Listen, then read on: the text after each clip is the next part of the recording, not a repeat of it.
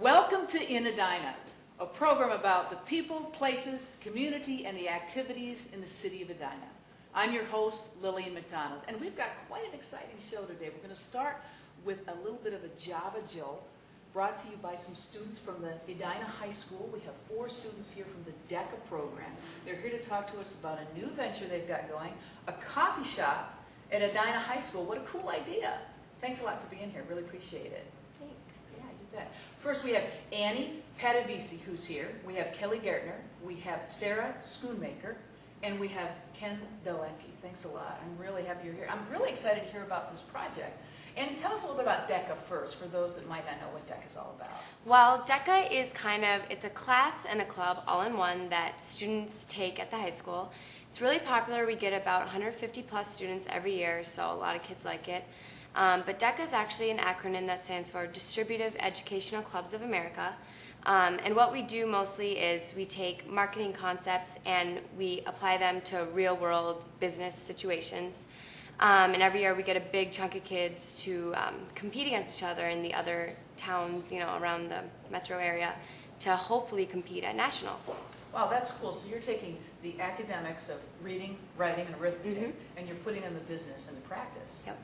So this coffee shop idea, this is kind of an interesting idea. Sarah, tell us a little bit about it. How did you get this going? Does it have a name? Well, right now it does not have a name. We do have a class that's dedicated to coming up with a business plan, which includes coming up with a title, a logo, and really helping the coffee shop, take off. The idea has actually been circulating, around Edina for quite a while now, so we're really excited to get it started. Now, as I understand it, the teachers even chipped in. They gave you their lounge space, Exactly. just so you could have your coffee shop right there in the Edina High School area. Is that right? Yeah, it's a nice, huge room, and it has windows, which is kind of rare for the Edina High School, so we're really lucky. Why a coffee shop? I'm just kind of curious. Why a coffee shop? Yeah. I think it's a good way for students to get to know each other and have a place to come in, even after school, because we'll be open all the way from before school into the after hours of the afternoon. Now, how did you, put some stuff in there? Where are kids going to sit? How do you make the coffee? Did you get some donations for this? Yes, we've had some donations from very generous Edina families, and couches, I think, have been, and tables as well. And then we've also been very fortunate in getting the machines donated. And the students are going to staff it. Now, when are they staffing that? They're staffing that during the day, and hopefully after school we will have some reinforcements. And what are you going to have at the coffee shop besides coffee? For sure we're going to have some Air Force Nutri-Soda, which is really good drinks that are caffeine free and sugar free. And then eventually after school I think we're going to sell some healthy snacks as well. Mm-hmm. Now, Ken, tell us a little bit about why this is an important concept. How does this coffee shop have anything to do with the students of Edina, and why is it a good thing? Well, Lillian, we really think this is a great idea and a great program. The students in DECA really enjoy the DECA program, and we are so willing to make whatever DECA does happen. And the one thing that we really see in the coffee shop is an opportunity for students to leave a great mark on Edina High School. Students at Edina High School want to see Edina High School be made a great place, and people want to enjoy their high school. This coffee shop that's being led by DECA is a great way for these students to show their care for their high school, and it's a great way to give students in the high school a place to hang out, a place to be social, a place to be friendly and safe, and it's a place in the high school that's a nice environment that students can have easy access to really any time of the day. So that you could kind of drop in, have something to drink, grab a snack, and maybe get a little help with homework? Yeah. Oh, yeah. Do you help each other with homework? Can all grades just participate in the coffee shop then? Oh yeah, we're gonna try to get some wireless internet in there. So we're gonna have the internet available for kids to, get groups together, have a study group, whatever. So there's a lot of ideas kind of floating around, kind of a come and go idea, but we're really excited about it. So can the teachers come in and have a cup of coffee?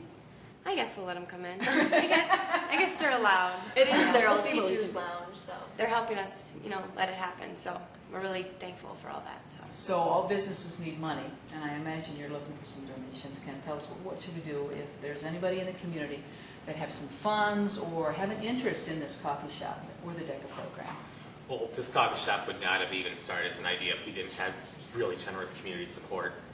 So definitely, if there's anyone in the community that's interested in donating anything, just contact the Edina DECA program. Our advisor is Mr. Gallagher at Edina High School.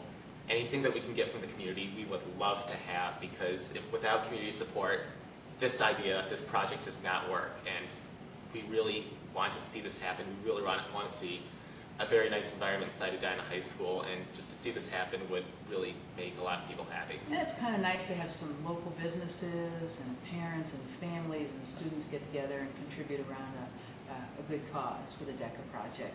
When is it going to open? Well, as soon as the construction site is cleared out, which is pretty much taking up our facility right now, the old teachers' lounge. Once that is cleared out of the way, we can move in our kiosk, and we can move in some furniture. We can maybe even move in some big screen TVs, maybe this wireless internet access.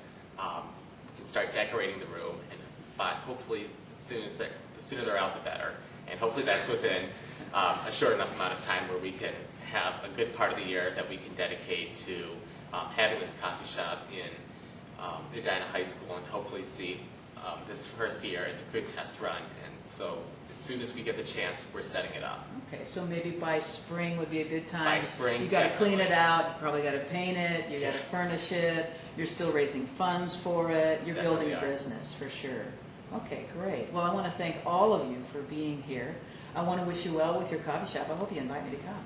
Of course, Yeah, that's stop by I'd love anytime. to stop by. That would be great. Thank you so much for joining us. Annie, Kelly, Sarah, and Ken, we really appreciate it. Good luck on your DECA project. I also understand you're all seniors. Yes. So this is the big graduation year too. Yep. Congratulations to all of you. Thank you. Thank you very much for joining us on Edina.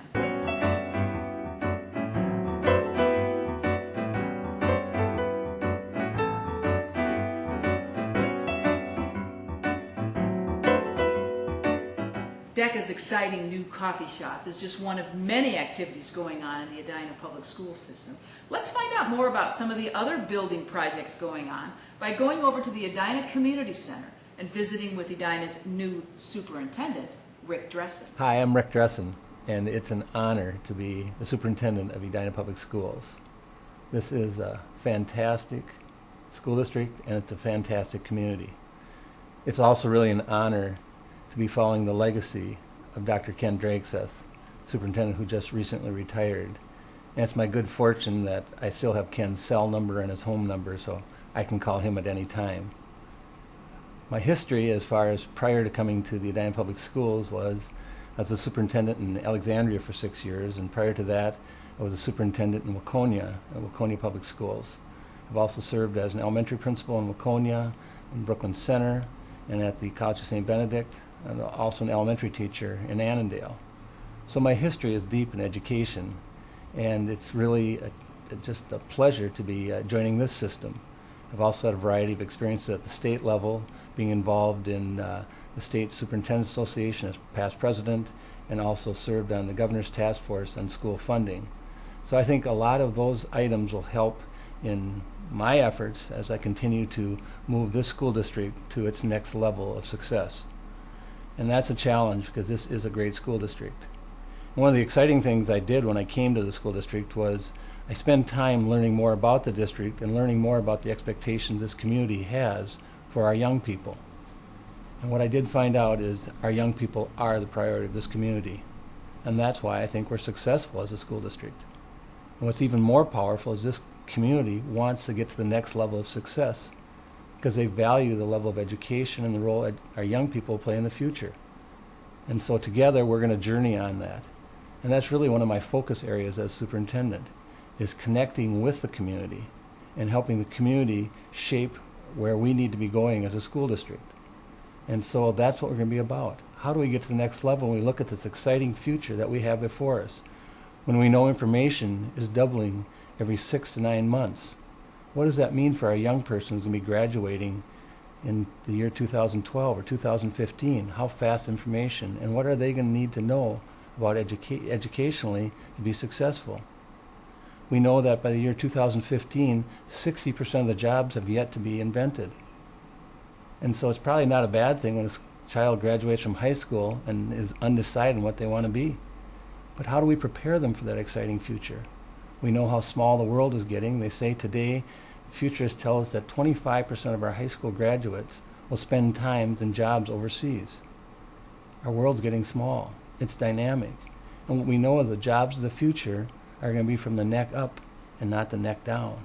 It's going to be about brain power, the value of education. And that's why we're so fortunate to have the power we have in being able to do great things for our young people through education in this community. Well, we're going to be building connections and communications, and we've got a variety of communication tools out there, but we really want to make sure everybody is connected to the school district. And so we're working hard on connecting with community members who don't necessarily have children in school. We need to find new ways to connect with parents and new ways to connect with our young people. So we're opening our doors to new ways of making those connections, be it electronically, be it through technology, be it just getting out and talking. And I still think that's the best way to connect. And so we're going to try to be more and more public and closer to our community, because we think if everybody is working together for that common mission of looking to the future for our young people, we're going to see better success for our young people. Well, we're very fortunate to have this community support education at the level they do. And typified that is we now have 21st century facilities. And we are continuing to finalize those facilities through these months. And we're looking for a huge community celebration this spring. But our facilities really focused on 4 different areas. They focused on enhancing our academic areas, our athletics, our arts areas, and security. Those are the 4 areas that we committed to, and we're continuing to see that roll out.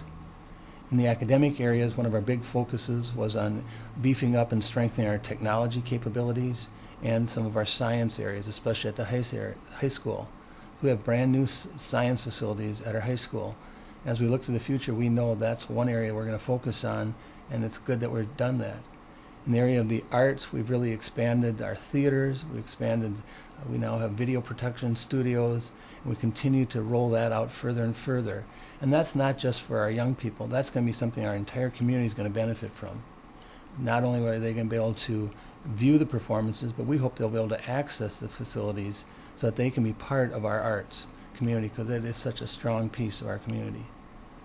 As it relates to athletics, we've also expanded that, and through a partnership with the city, we've expanded the gymnasiums, we've increased and improved our athletic facilities, including bringing artificial turf to our community, which has been a great place to expand the use of facilities without expanding our acreage.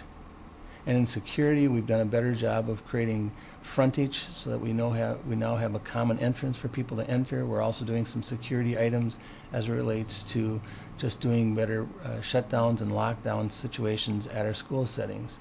Those are the 4 areas we looked at back in the planning, and the planning began really right around the turn of the century. And now we see that dream coming true. And it's just a huge success story. And the big thing is, again, from a connection standpoint, we do want our community to come in and see the success of that referendum, come in and see the end product, come in and celebrate with us. And so we'll have a variety of opportunities, not just this spring, to have them access it, but we really want them to be part of this and be proud of what we've brought to our young people and to our community. Well, I want them to know that I am very much a part of the community and that we need to be working together. And so if you do have a question, you have a comment, please feel free to get in touch with me. That my role really is to orchestrate and to work with everybody in a team function for the good of our young people, our young scholars. I'm going to carry on this tradition that we've had in this community of making education a priority. I'm going to work as hard as I can to make sure it's a success story for all of our learners.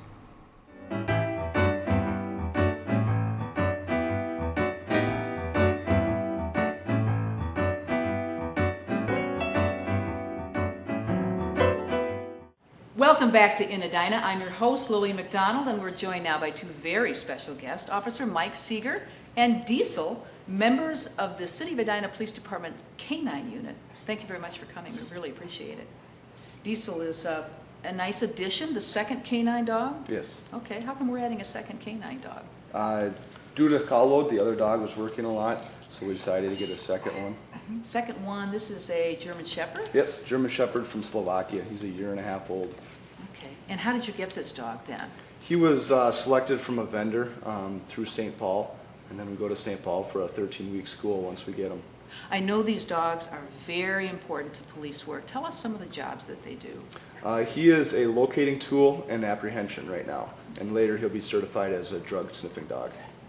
Apprehension, what do you mean by that? What is he going to actually do? He can apprehend criminals a lot faster. He's obviously a dog, so he's a lot quicker.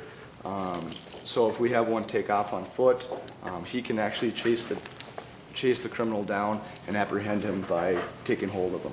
He's obviously a young dog right now. How old is he? He's a 1.5 years. Okay, and how much training has he gone through? He's gone through 3 months of training, but our training never ends. It's sort of like riding a bike. We always are going back and working every day on little stuff. Now, in addition to the apprehension, so running down suspects and things like that, one of the things that's kind of interesting about dogs like this is they can help you on searches like for missing children or senior citizens who may have wandered away. How does he help? He's a locating tool. His sense of smell is a lot better than ours. He can smell people through doors. Depending on the wind, he can smell people 100 feet away. So he helps out if we have a missing child. Let's say they last saw him by a creek. We can walk the one creek line, depending on which way the wind's blowing. We can actually search both sides. If we have a building search, it'd take 5, 6, 7 officers to search a whole building.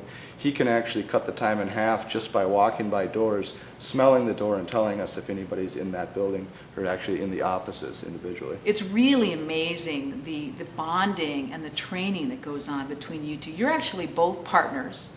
Mm-hmm. He actually has a badge certified by the Edina Police Department as your partner. What's a typical day like for you? Well, we wake up in the morning or in the afternoon, depending on what shift we're working. We take our call loads.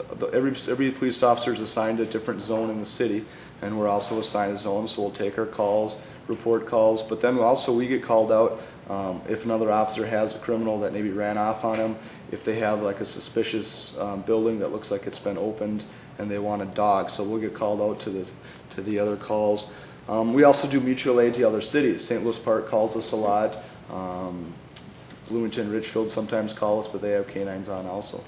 These canine officers that come together to help and assist in other cities, I know that's very important too. And I also know that there's some costs involved in maintaining a dog like this. How did the city pay for this dog? He was funded through contributions through the citizens and citizen groups, the Rotary Club, the Women's Federation. He's partially funded right now, so we are still accepting donations to fully fund him.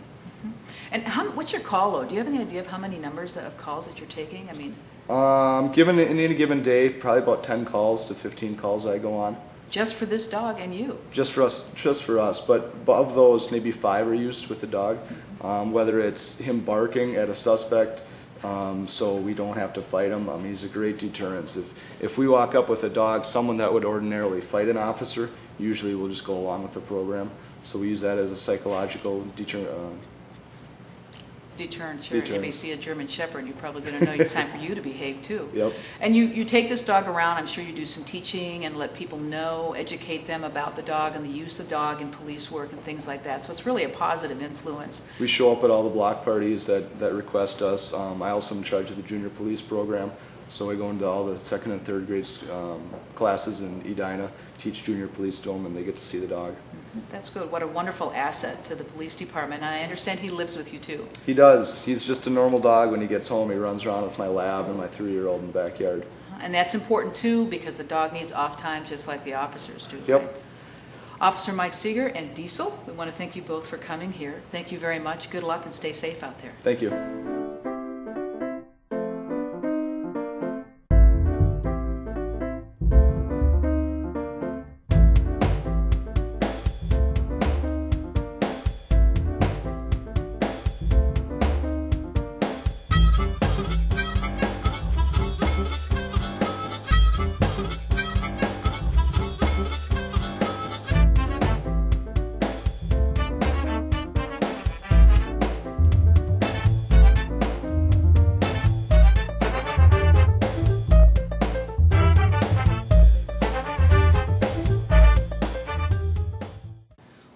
a lot about the people who are making a difference in our community. Right now we're going to shift focus and celebrate our community. Take a look at these pictures. These are pictures from last year's holiday home tour. Aren't they gorgeous? They are decorated with different themes to celebrate the holiday season right here in the city of Edina. And the public has an opportunity to actually tour these homes and be a part of this great, fantastic event this holiday season. And joining us now to tell us all about this year's holiday home tour is Greta Langland-Dillon from the Edina Community Foundation. Thank you so much for joining us today on In Edina. Hi, Lillian. Thank you very much for having me. It's our pleasure. This is really a great event. Thank We're you. getting ready for the holiday season. People are already thinking about it, making plans. And you know what? The home is perfect because holidays are all about homes. Tell us about the holiday home tour. What is it exactly? Well, the home tour is a community event that allows our schools, a featured neighborhood, our police, fire, and city hall, as well as local businesses to come together for a grand holiday celebration. Oh, this is a unique event. Now, the Edina Community Foundation sponsors this? It does. The event is actually a fundraiser for the Edina Community Foundation, and all of the proceeds from the ticket sales go right back into our community. And what do the foundational funds do for the community?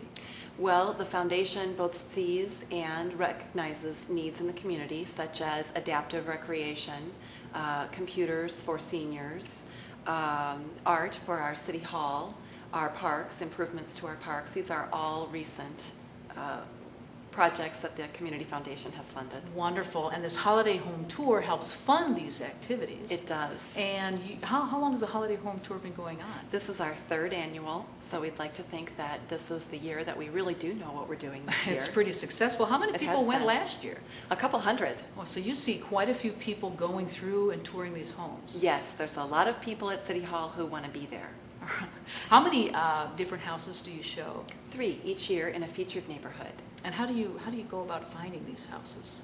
Well, we identify the homes in a neighborhood that seems to lend itself towards a holiday spirit, and we knock on the doors and we ask. And some people say yes, they'd be delighted, and unfortunately some people say no. Well, they may be out of town. Are not available to do that, and I think we would all understand that we might not choose to invite a couple hundred people to come through our homes in December. But for those homeowners that have so graciously opened their doors and allowed us to come in, they are benefiting us not only individually so that we can see how they and be inspired by their decor, but also they are serving our community. And it's kind of fun, too, to go into somebody else's home and see what's going on and see how they decorate. Oh, it's wonderful. You have 3 themes this year. Tell us about them. They're very different. One is a cottage-style home, very cozy, hearth and home, warm, romantic colors. The next style is arts and crafts, and that gives us a completely different but equally inspirational view of the holidays. And the last is the permanent botanicals, which are particularly nice, in a Kind of a traditional garden theme, home, then. a garden theme in a colonial Georgian home. Beautiful. And it is really lovely. Now, these homeowners get some help decorating, right?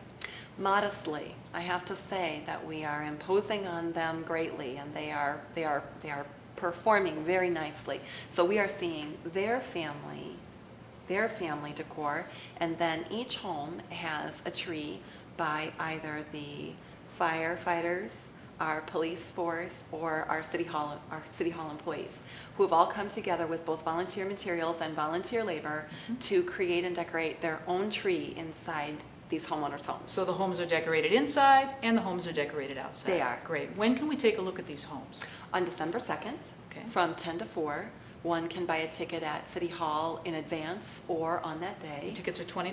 They're $20, completely tax deductible. It's And a you'll be donation. offering bus rides to the tours as well. We are, yes. People gather at City Hall and take one of 3 buses that run consecutively. So one can stay in each home as long or as short as one wants. Well, I am looking forward to taking a look at the tour this year. Thank you so much. That's my pleasure. Thank you very much Really for having us. appreciate you joining us.